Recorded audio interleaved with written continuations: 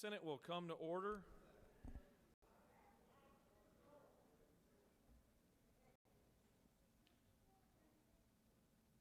The Senate will come to order.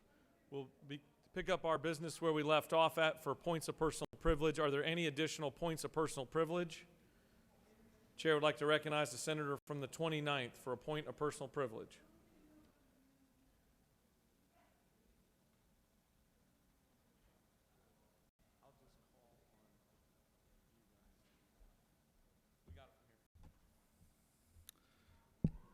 Colleagues, this is not a repeat of a point of personal privilege that I did week before last, but it's more of a continuation because on this day 27 years ago, I was at the medical center in Columbus, Georgia, cutting the umbilical cord of my one and only son, Wiley Randall Seth Robertson.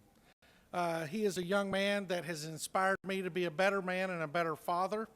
He himself is the father of 3 small girls, with his 4th daughter due next month, to once again make me a proud grandfather.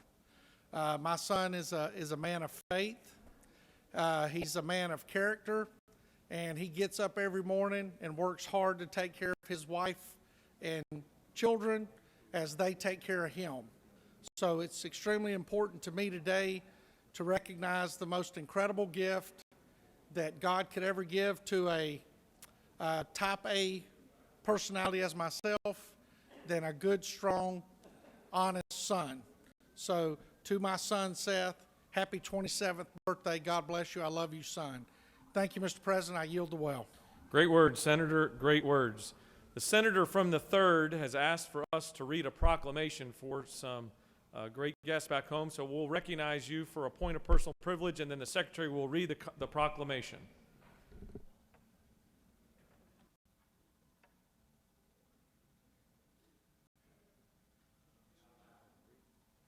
You want me to start it? We'll go ahead and read the proclamation. All right, those of who decided to laugh at me, I'd like to see you after this. Okay.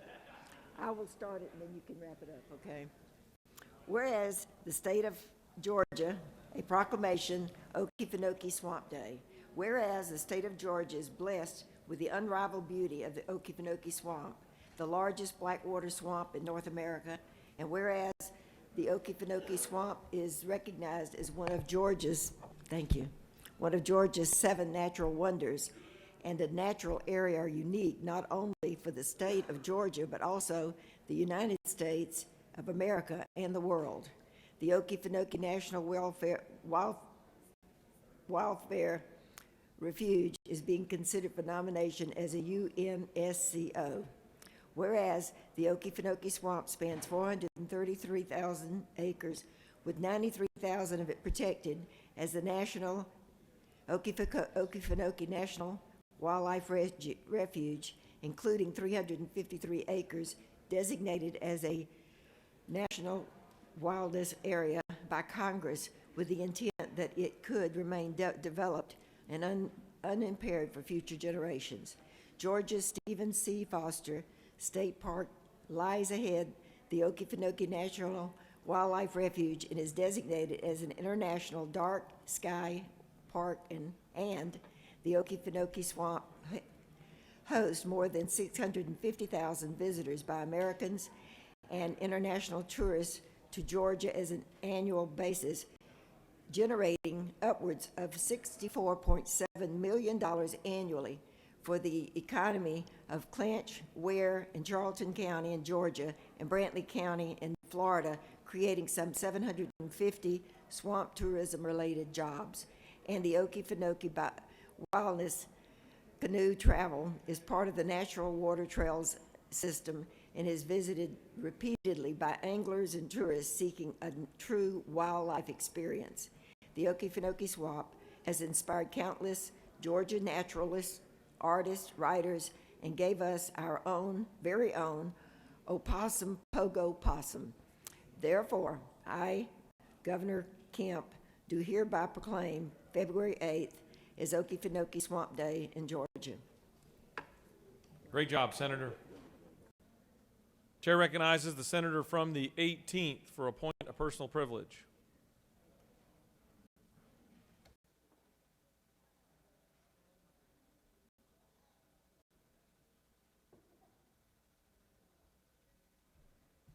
get a green light?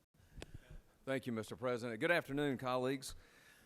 I rise to share some comments. I don't want to address something that was discussed from the well of the Senate during points of personal privileges last week by our colleague, the senator from the 6th. You'll remember that she came to the well and talked about some things, some really difficult things going on over in the Augusta Judicial Circuit with regard to some gang members and the prosecution and the delay in that prosecution. And so I did a little looking into this because it seemed to cast our Attorney General, Chris Carr, in a way that didn't seem quite fair to how he does business and conducts his office. And so I did a little looking into this, and I want to share some of this information and just give you a more well-rounded picture of what's going on over there. This is a very difficult situation. You may remember, as the senator from the 6th said, it's the LOA street gang. That their activity that has produced 17 indictments and 54 counts against them. Well, we have a new district attorney in Augusta, and the new district attorney within the last 12 months or so has claimed a conflict, saying that he, as the DA and his office, cannot move forward to prosecute the folks that are the defendants in that situation. So what happens when that happens? Well, the Attorney General then has to go find a new prosecutor. That typically means going to a district attorney in the adjacent district, somewhere it would be close by, that they would have some information and be geographically close and understand what was going on. But the problem is that those DAs that the Attorney General goes to can in fact refuse and say that they don't want to for whatever reason, or they can say they don't have the resources, whatever the situation may be. And that's what happened in the Augusta matter. And in fact, the Attorney General has approached 5 different district attorneys trying to get someone to prosecute and continue what was already the prosecution of that case. As y'all know, Georgia's independently elected district attorneys are entrusted to defend and uphold the rule of law and protect their fellow citizens. Paramount to this duty is their sworn responsibility to prosecute those who commit violent crimes and endanger the lives of others. Those who are unable to move forward with prosecution due to their own conflict have the ability to submit the case to the Attorney General, as happened here, and then have it assigned to a different district attorney. As I said here, this case was indicted in 2017 and received renewed attention as the Attorney General's office ran into the roadblock with trying to get another DA within the last 12 months or so to take over the case, because the conflict didn't exist until the new district attorney took office. But remember, the Attorney General's office is not the prosecutor on the case. The Attorney General's office is merely serving as an administrative or in an administrative capacity as outlined by Georgia Code. Since receiving D.A. Williams' conflict letter in early of 2021, the Attorney General's office has committed a great deal of time and effort to requesting another DA take on the case. But the other DAs, unfortunately, as I told you, under the rules, are free to decline taking on this additional work. As I said, in fact, 5 different district attorneys have turned down this request. It's challenging enough to find a district attorney willing to take on a case of this large scale, as any attorney knows. But a sufficient prosecution will require significant amounts of time and resources, especially as that which was described last week, and as I have confirmed with regard to the size of this, the number of the defendants and the number of indictments.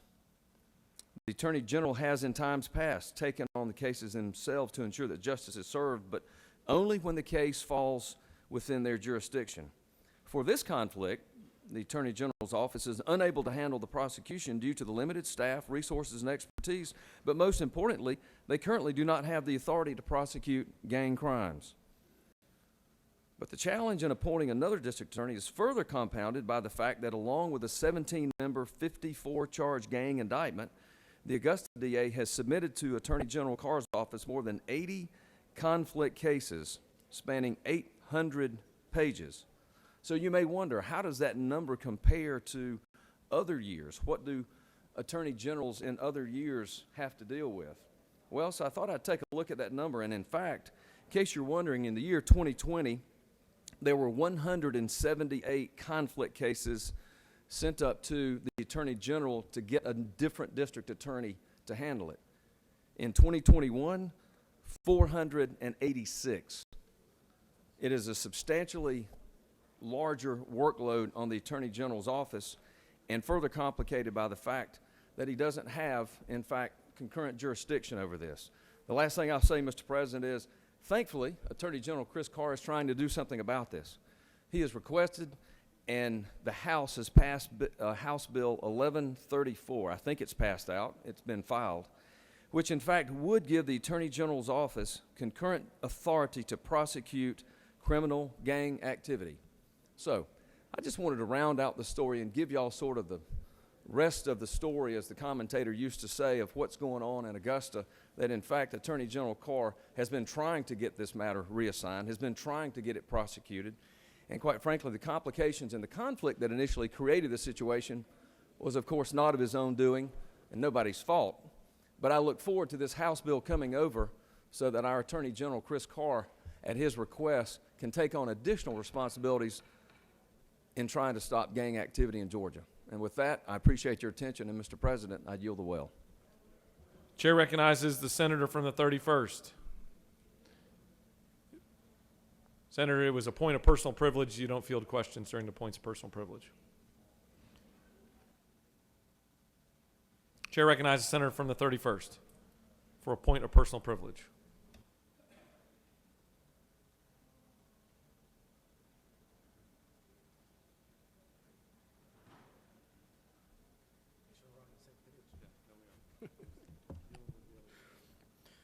Good afternoon, ladies and gentlemen. I just wanted to do this morning, but give a shout out. Today is Dyslexia Day, and we've had numerous parents and kids and educators down here talking to state leaders, local leaders about the profound impacts dyslexia has had on so many of our families and our local communities.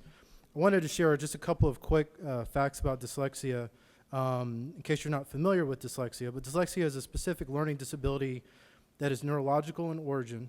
Dyslexia is one of the most common learning disability affecting approximately 1 in 5 individuals and approximately 80% of all individuals with learning disabilities.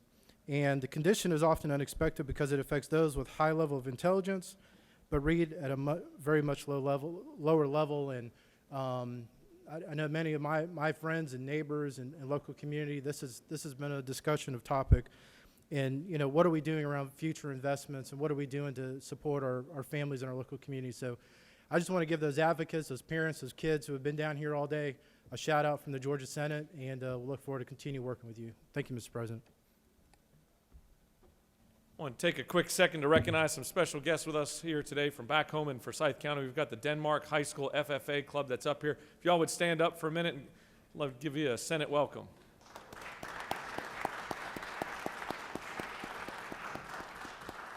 Callie's on the far left over there, and she grew up down the street from my boys. So thanks for taking good care of the Duncan boys, Callie.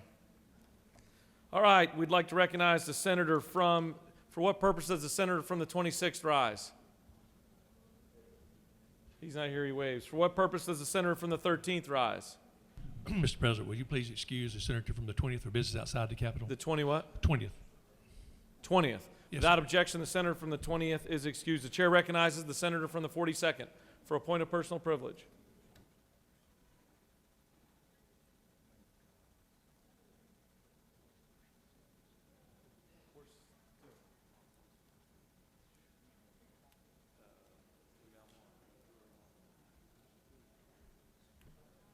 Thank you, Mr. President.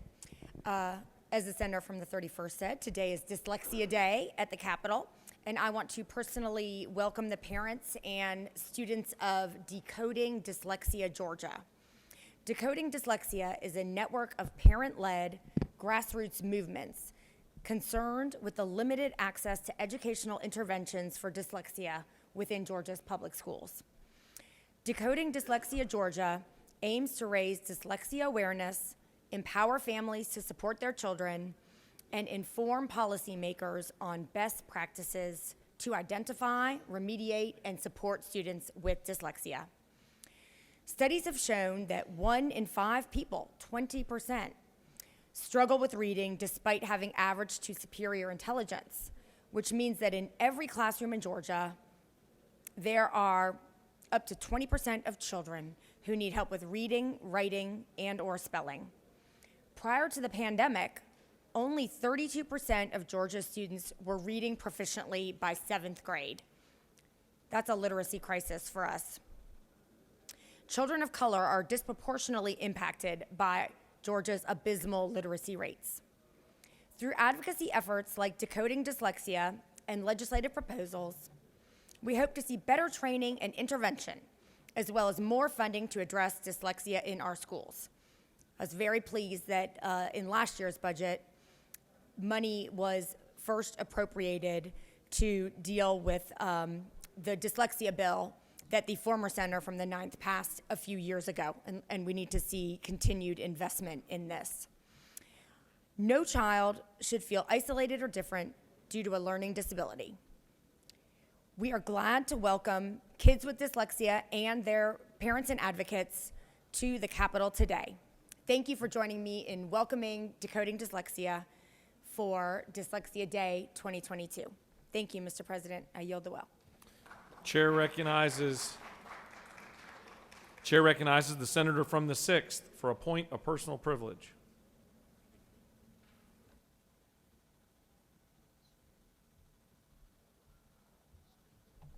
Thank you, Mr. President. I want to thank the senator from the 18th for bringing more attention to this issue, because I really do think that is a significant problem in this state. Currently, across the state of Georgia, there are 170 conflict cases where there has not been a prosecutor appointed to take over. And as the senator from the 18th indicated, in 2021, there was a significant bump in the conflict cases, but that can be explained by the fact that there were several new district attorneys that were elected around the state. And so when they come in, they have to do the conflict check, right, with whatever is existing. And so you see a bump every time you have new DAs actually elected to the office. With respect to Augusta Richmond, absolutely. There are 80 conflict cases that still need a conflict prosecutor. And just like the senator from the 18th indicated, usually what you can do is you can go to a neighboring circuit and ask the district attorney to come in and take over the prosecution. That system has been flawed, in the past, but it's been able to work. But I think just like everything else in this state where there are certain issues and problems that we haven't really paid attention to in terms of the conflict process, I think COVID has shown us that it is broken. And like I said, you have 170 conflict cases where no prosecutor has been put on the case. 170. And listen, the district attorneys at the local level, they are doing everything they can with respect to what they have now. 2 years back in terms of criminal, 3 or 4 in terms of civil stuff for the judges. I mean, y'all, our folks are treading water.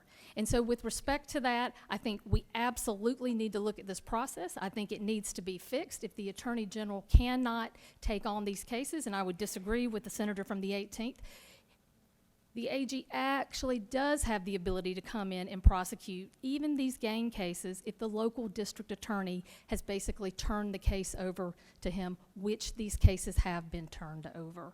So in terms of now broadening the Attorney General's jurisdiction with respect to gang prosecutions and also allowing the Attorney General to have his or her own police force, I don't think that it's necessary. But what I do think is necessary is actually trying to remedy the problem that we have in front of us so that we can make sure that, for example, in Augusta Richmond, that 3 people who have been accused of heinous crimes under the gang statute will not walk free. That is the first priority, and it always should be, apart from politics and arguing back and forth. I yield the well.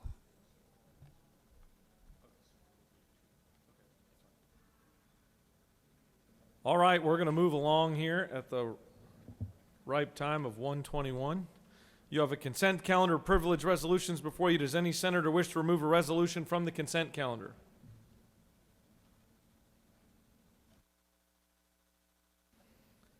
Is there objection to adoption of the resolutions on the consent calendar? The chair hears none, and the resolutions on the consent calendar are adopted. Okay. Are there any motions to withdraw and commit? The chair sees none. You have a consent calendar of local bills before you. Mr. Secretary, are there any objections filed to any bill on the local consent calendar? Mr. President, there are no objections filed. Is there objection to agreeing the report of the Committee on State and Local Government, which is favorable to the passage of the bills on the local consent calendar? The chair hears none. The question is now on the passage of the bills on the local consent calendar. All those in favor will vote yea. Opposed, nay. The Secretary will unlock the machine.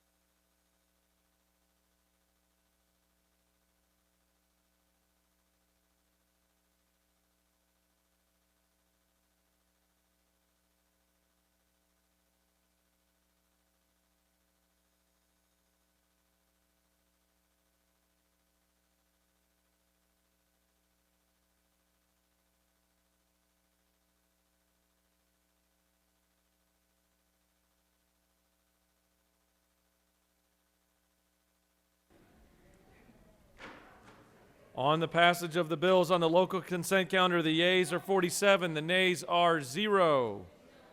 And the bills having received the requisite constitutional majority are therefore passed.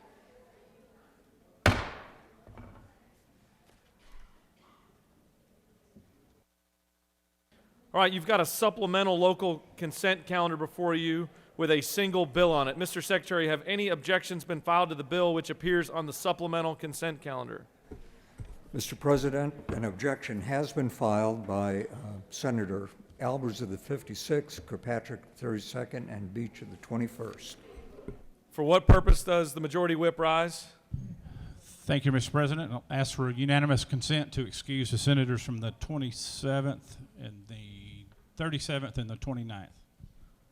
27th, 37th? No, forget 27. 29th and the 37th. Without objection, the senators from the 29th and 37th are excused. The chair recognizes the senator from the 56th to speak. Oh, Mr. Secretary, can you please read the caption?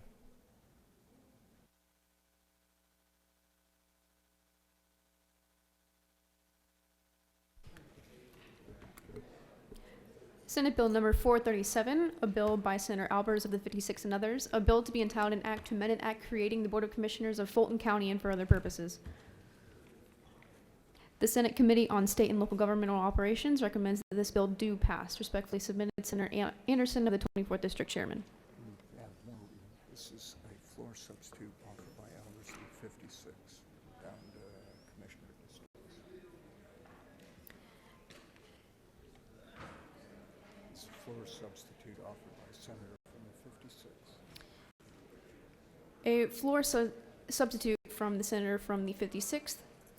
A bill to be entitled an act to amend an act creating the Board of Commissioners of Fulton County, approved December 3rd, 1880, as amended, particularly by an act approved May 6, 2013, by an act approved May 2nd, 2017, so as to change the description of the commissioner districts and for other purposes. That completes the order, Mr. President. For what purpose does the senator from the 34th rise? Unanimous consent to excuse the senator from the 33rd. Without objection, the senator from the 33rd is excused. The chair recognizes the senator from the 56th to speak to the bill.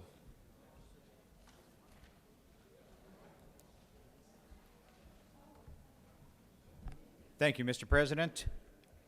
Senators, this is a substitute bill for the Fulton County redistricting process. I want to thank the senator from the 6th, the rest of our delegation, and those over at Fulton County who helped get us the information to come up with the map. It is not the original bill at all. This is simply for redistricting, and our entire delegation is unanimous in supporting it. I'd ask for your favorable consideration. If there are no questions, I'll yield the well. You have a question. The chair recognizes the senator from the 26th with a question.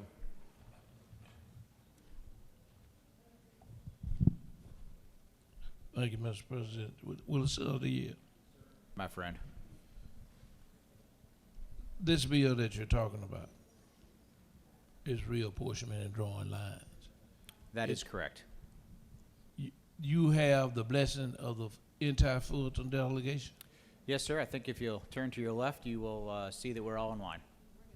Thank you. That is an affirmation of hope. You have no more questions. Thank you.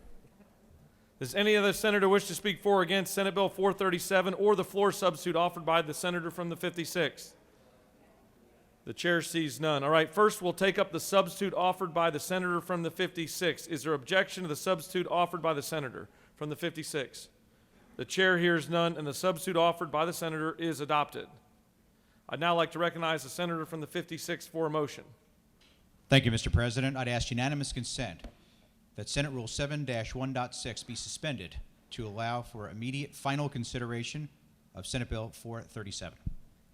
Senator from the 56th has asked for unanimous consent that the Senate rules be suspended to allow the Senate to move to final consideration of the bill rather than laying over until the next legislative day. Is there objection? The chair hears none, and we will proceed to a vote. All those in favor of Senate Bill 437 by substitute will vote yea. Opposed, nay. The secretary will unlock the machine.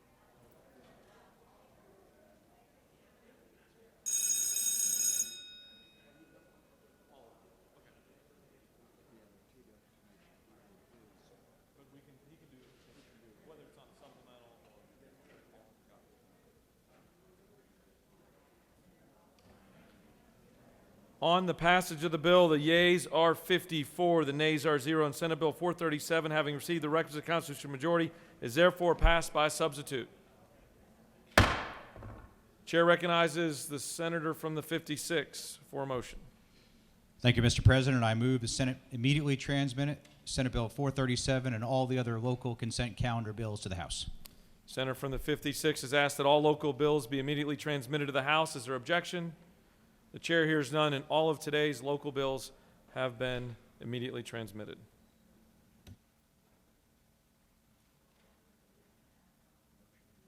Chair recognizes the majority leader for a motion. Mr. President, I move that Senate Bill 370 be engrossed. Mr. Secretary, can you please read the caption?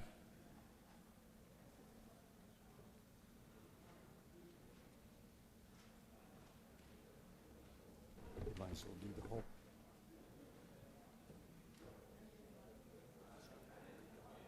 Okay.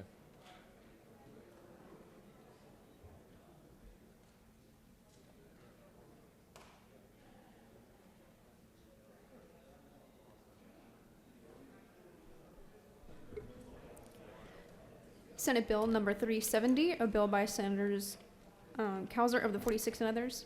A bill to be entitled an act to amend Chapter 7 of Title 48 of the OCGA relating to income taxes so as to enact the Fostering Success Act to provide for tax credits for certain contributions made by taxpayers to certain foster child support organizations and for other purposes. The Senate Committee on Finance recommends that this bill do pass by substitute. Go ahead and read the substitute down to organizations. Senate Finance offers the following substitute to Senate Bill 370, a bill to be entitled an act to amend Chapter 7 of Title 48 of the OCGA relating to income taxes so as to enact the Fostering Success Act to provide for tax credits for certain contributions made by taxpayers to certain foster child support organizations and for other purposes. That completes the order, Mr. President. The majority leader has moved that Senate Bill 370 be engrossed. Is there objection?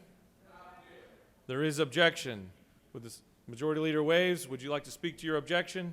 Senator from the 26th?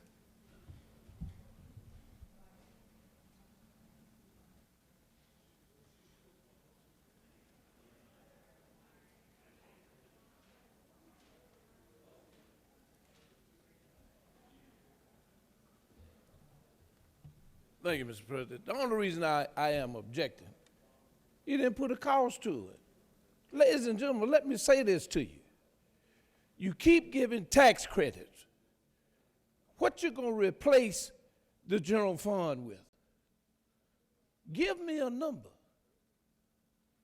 I heard they were talking about exempting the retirement of veterans in Georgia. $70 million. Now, I can do a lot with $70 million.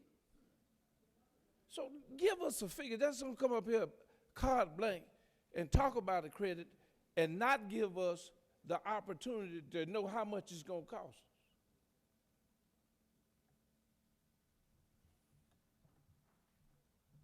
Senator has yielded the well.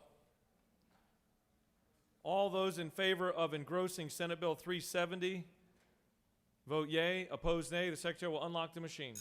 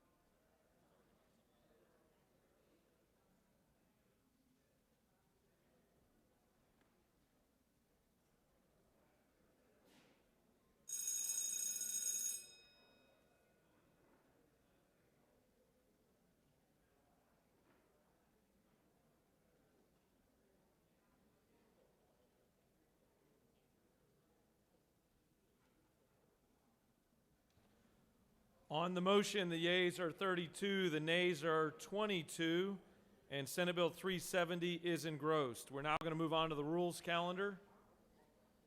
Mr. Secretary, for what purpose does the senator from the 42nd rise? Parliamentary inquiry. State your inquiry. Mr. President, is there a requirement that the fiscal note be attached to this legislation in our binder? The finance chair has just informed me that they're sending it up right now from the committee up to the floor. Thank you, Mr. Thank President. you for the question. Appreciate it. Mr. Secretary, can you please read the caption to Senate Bill 370? He informed me he's already read it. Chair would like to recognize the senator from the 46th to speak to Senate Bill 370. For what purpose does the senator from the 19th rise? He waves.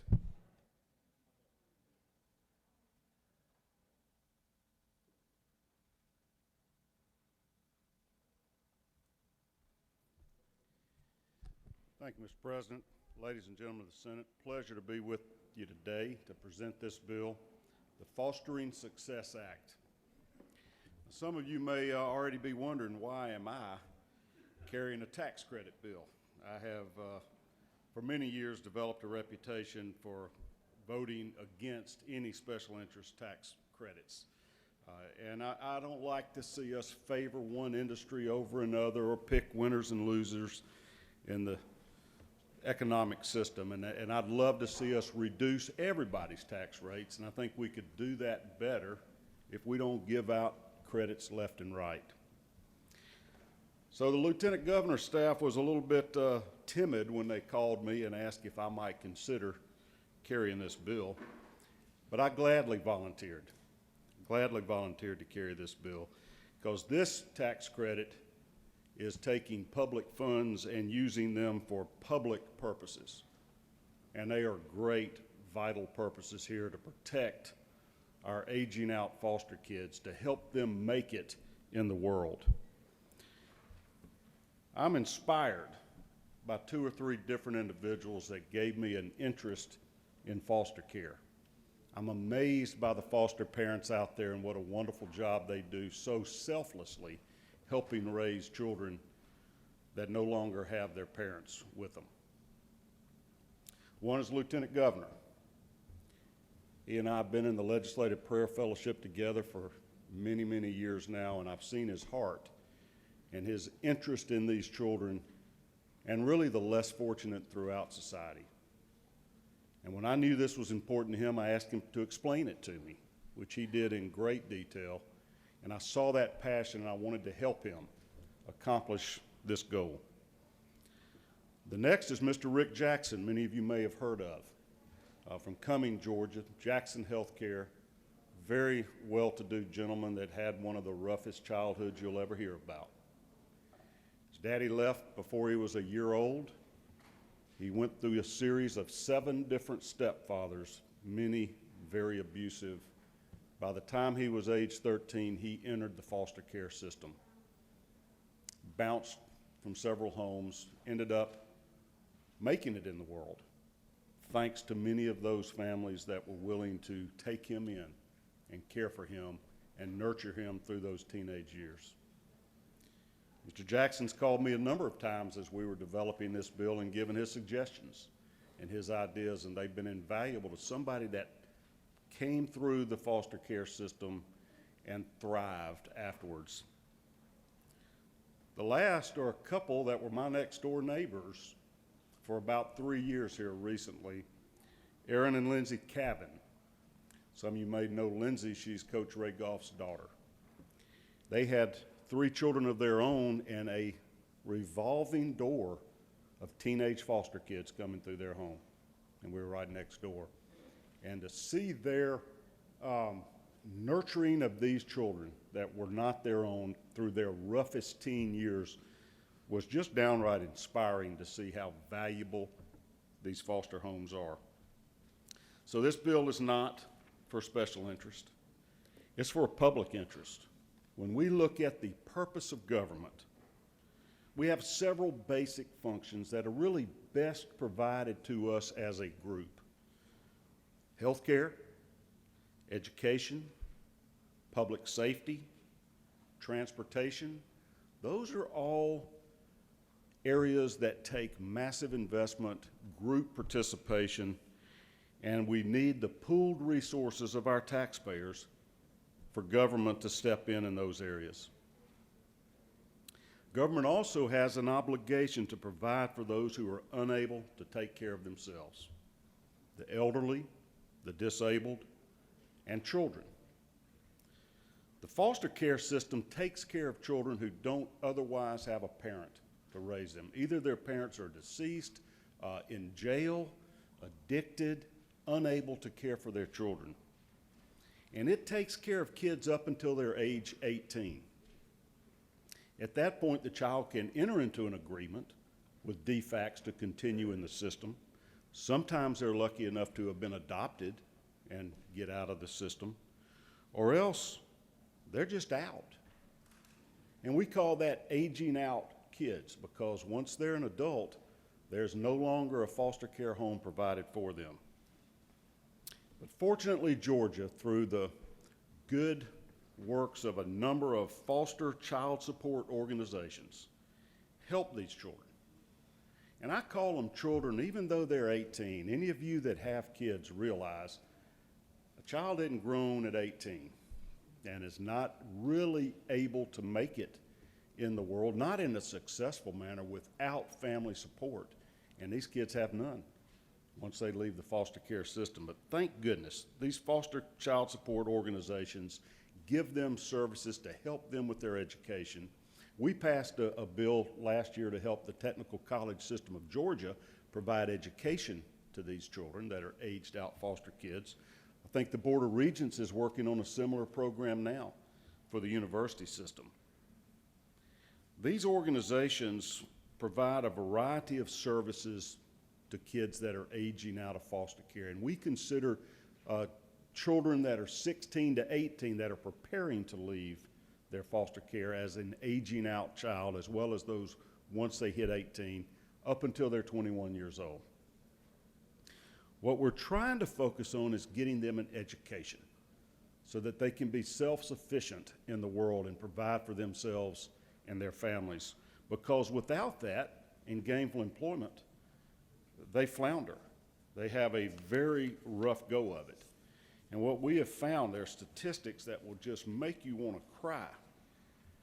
70% or more of the females coming out, aging out of foster care, get pregnant as essentially teenagers. A great percentage, more than 50% of the kids that are caught up in this sex trafficking came from a foster care environment. 50 to 60% of those children came from foster care. Especially on males, it's mind-boggling. More than 50% of them will be incarcerated within a year of being out of foster care. That's a burden on all of us, and we've got to give these children a better chance to make it. Education's going to be the key, and there are wraparound services that these foster child support organizations grant them. Of course, paying for the cost, helping with the cost of their education, their medical expenses, health care, their housing, vocational services, counseling services, mentorship. Think about it when you got out of high school. How were you going to take on the world? You know, the senator from the 2nd told some great stories when he was in the Navy in committee. It'd be Thanksgiving, and those young men in the Navy, he would ask them, you know, where are you guys going for Thanksgiving? I believe he told us there was like 8 of them one year he took home to his house in Savannah to take care of. They had no family support. Well, that's crucial when you've got a mom or a dad or somebody to show you what's expected, that you need to work, how to work to keep you out of trouble, et cetera. So we see a lot of mentoring for these kids that is fantastic. Transportation and other monthly living expenses is what they need to give them that crutch to transition into adulthood. So this bill addresses that in a very simple way. It helps fund these foster child support agencies by giving tax credits to individuals who will contribute to these qualified organizations. They are 501c3 nonprofit organizations. They're not in it for the money. They're in it to help these children. This bill will allow a single taxpayer a credit up to $2,500, a married couple up to $5,000, and if you're a partner or a shareholder in a sub-S corporation, up to $5,000. Senator from the 26th, you raised a great question. I want to get you to look on the fine print of this bill, though. There is a financial cap. It's $20 million, and this will cost the state no more than that. And you'll find that at page 4 on lines 68 and 69. So this is not some irresponsible government program that can balloon into many, many dollars. We got a $30 billion budget now. We're looking at $20 million. This will begin in tax year 2023, January of 23.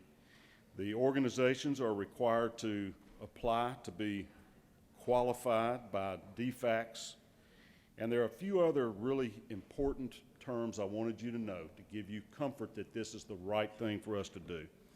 Number one is transparency. You'll see if you look in the details, lines 159 to 169, what these organizations are required to report on an annual basis. All of their contributions, all of their expenditures, etc. There's another area that's on lines 196 to 197 that limits these organizations to how much of their contributions can be spent for administrative cost. Essentially, they are required to spend 80% of all the dollars they get on these children, on the qualified expenses, that those areas I went through. So you're not feathering the nest of people that are involved in this business.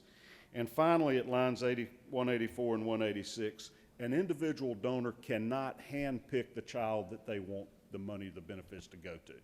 You're not able to designate which child will receive benefits. You can pick which organization, and there's over 25 of them now.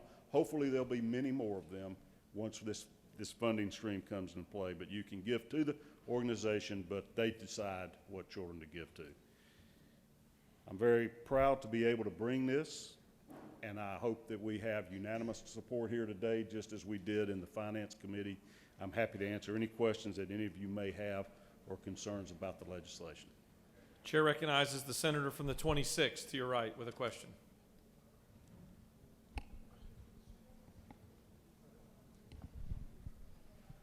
Senator, do you yield? I yield to my friend from the 26th. And I consider you my friend. I'm not opposed to this, but what I am trying to let everybody know, that when you take 20 million over here, 70 million over there, who gonna replace the money and how we gonna replace it? That's my only question about it, period. I think it's good, because I've seen these homes where these foster kids come out of. But my only reservation, because I'm gonna support the bill, but my only reservation is that we need to look at when we take 20 over here and 70 over there, that gets to be a lot of money. And I can do something with that kind of money. Well, I appreciate that question, because obviously as a fiscal conservative, that's the kind of thing that concerns me. But we started crunching some of these numbers. And as these kids end up in the prison system, you and I are paying for that. And it's a whole lot more than this tax credit. When they're having babies, when they're 18, that are going on welfare, you and I are paying for that. When they're educated and get a job, they then are paying us income taxes and sales taxes that help us recoup this money. I don't know that it's possible to do a precise calculation, but last year there were 570 kids that fit this category. And if you can think during their lifetime how much more productive members of society they'll be, I think this is one heck of an investment. I bet it returns itself manyfold. But I do appreciate your fiscal conservatism and your question. Chair recognizes our good friend, the senator from the 32nd, with a question. Senator, do you yield? I yield. Senator, isn't it true that a lot of times we are very reactive here in the legislature, and that this is an opportunity for us to be proactive and really make a difference for years in the future? Absolutely, Senator. Thank you. You have no more questions. All right. Thank you. I appreciate your favorable consideration. Chair recognizes the chairman of the Finance Committee to speak to the measure.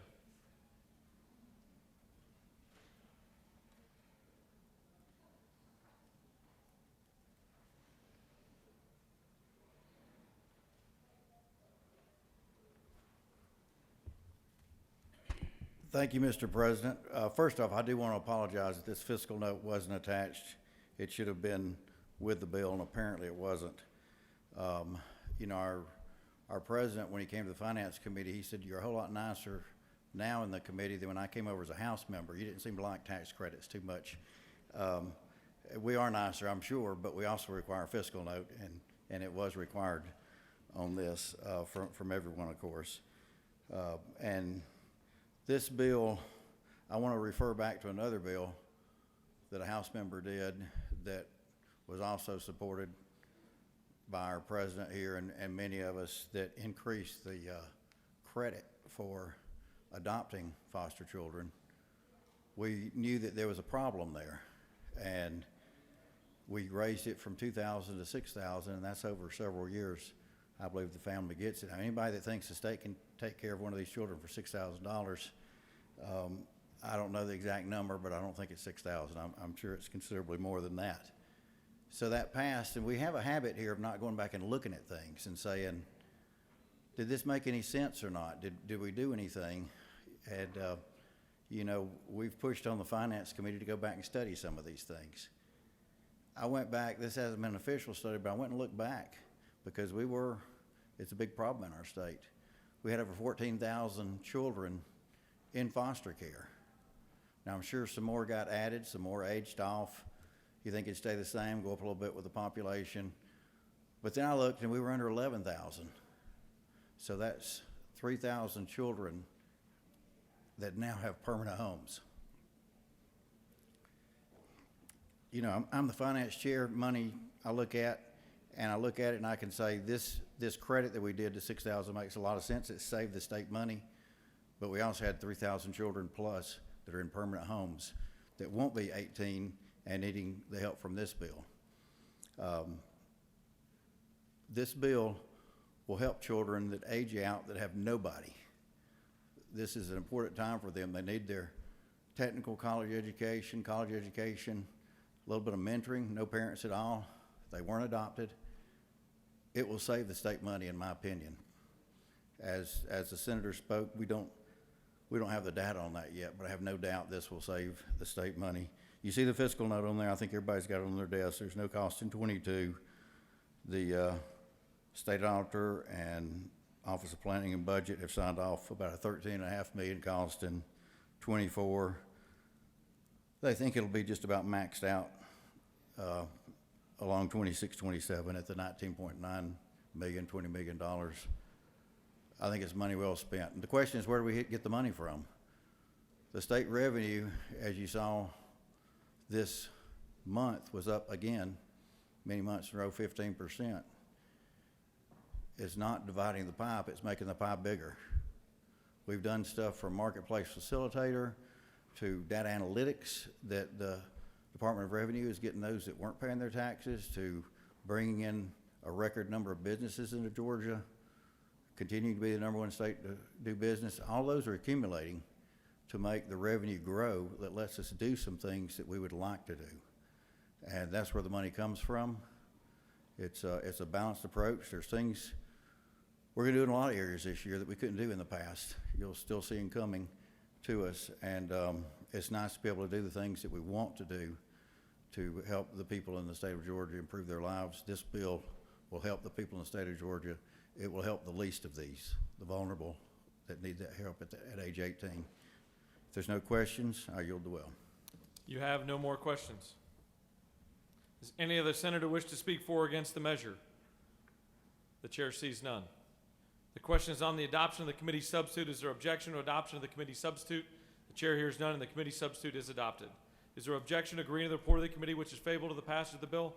Chair hears none. The report of the committee is agreed to. Is there objection to the main question being ordered? The chair hears none, and the main question is ordered. The question is on the passage of the bill by substitute. All those in favor vote yea. Opposed, nay. The secretary will unlock the machine.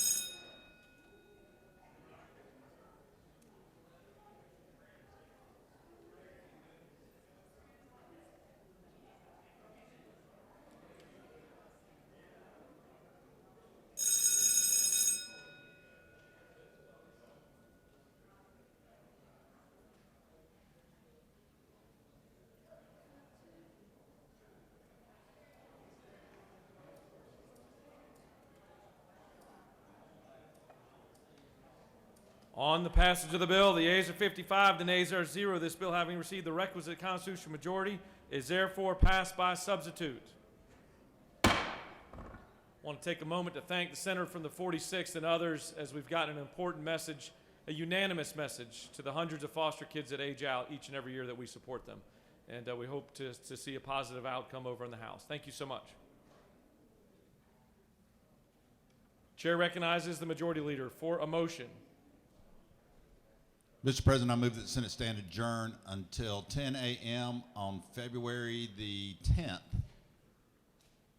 2022. Are you sure? I lost my card. Mr. Secretary, do you have any announcements you'd like to make?